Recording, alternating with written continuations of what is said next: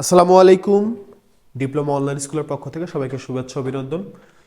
তো এবারে আমরা ম্যাথমেটিক্স 2 নবম অধ্যায়ের গুরুত্বপূর্ণ একটি অঙ্ক, মূলত এটা সংক্ষিপ্ত প্রশ্ন।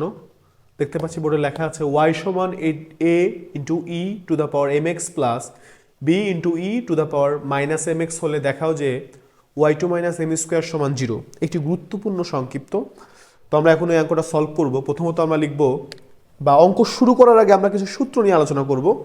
আমরা জানি যে ডিডিএক্স ভাইয়া ই টু দ্য পাওয়ার এক্স এর সূত্র আমরা জানি যে যদি ইর উপর যদি আমরা এরকম জানি যে ডিএক্স যদি ইর উপর একটা ফাংশন থাকে বা ই টু দ্য পাওয়ার এক্স এর ডিডিএক্স ই এক্সি, ঠিক আছে।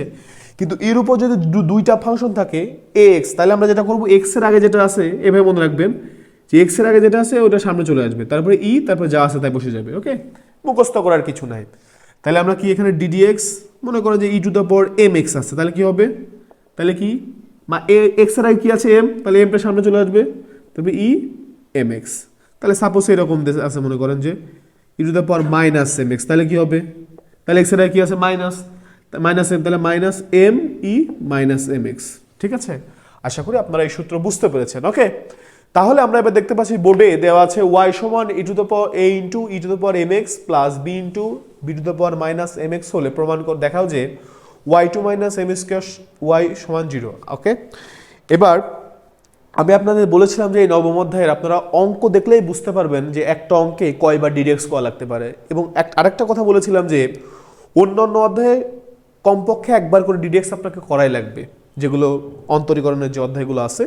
কিন্তু এই যে পর্যায়ক্রমিক অন্তরক সহগ এই অধ্যায়ে কিন্তু আপনাকে একাধিকবার কিন্তু আপনাকে ডিডেক্স করা লাগবে, যেহেতু বলছে পর্যায়ক্রমিক অন্তরক সহগ।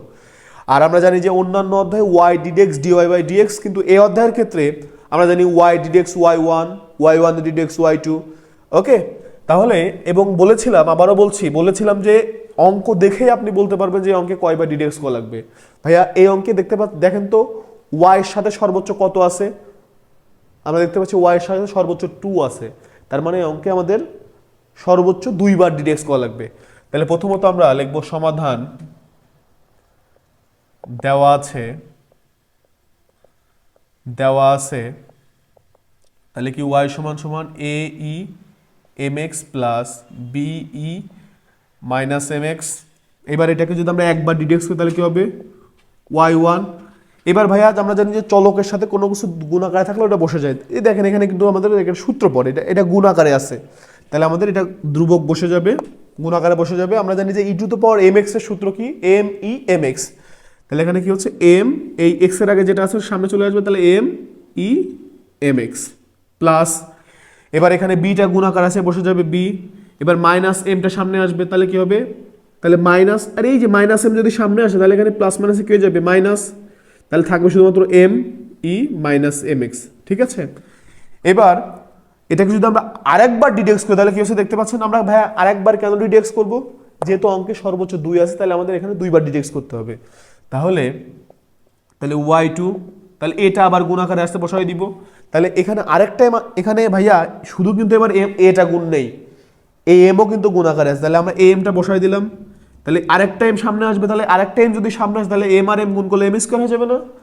তারপরে কি হবে m e m x minus, এবার বি এমটা গুণাকার আছে বসাই দিলাম, আমাদের সূত্র পড়া শুধুমাত্র এইটুকু, তাহলে আরেকটা মাইনাস এম সামনে আসবে, তাহলে ওই যে মাইনাস আর একটা সামনে আসে, তাহলে ওই মাইনাস আর এই মাইনাস কে যাবে প্লাস, আগের বার প্লাস ছিল বলে প্লাস মাইনাসে মাইনাস হয়ে দিল, এবার যেহেতু মাইনাস আছে তাহলে মাইনাস মাইনাস প্লাস হয়ে যাবে। পরে আরেকটা এম যদি আসে তাহলে কি হবে এম স্কোয়ার ই মাইনাস এম এক্স। আশা করি বুঝতে পেরেছেন। এবার দেখি আমরা কি করব, y2 এখান থেকে দেখেন এখানেও এম স্কোয়ার আছে এখানেও এম স্কোয়ার আছে, আমরা যদি এখান থেকে এম স্কোয়ার কমন নিই তাহলে কি হচ্ছে a e to the power m x plus b e minus m x.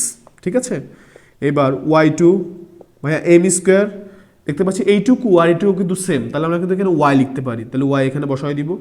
এইবার অতএব y2 এই দেখেন এটা প্লাস এ পাশে লিখে যাবে মাইনাস, তাহলে এম স্কোয়ার ওয়াই সমান সমান 0।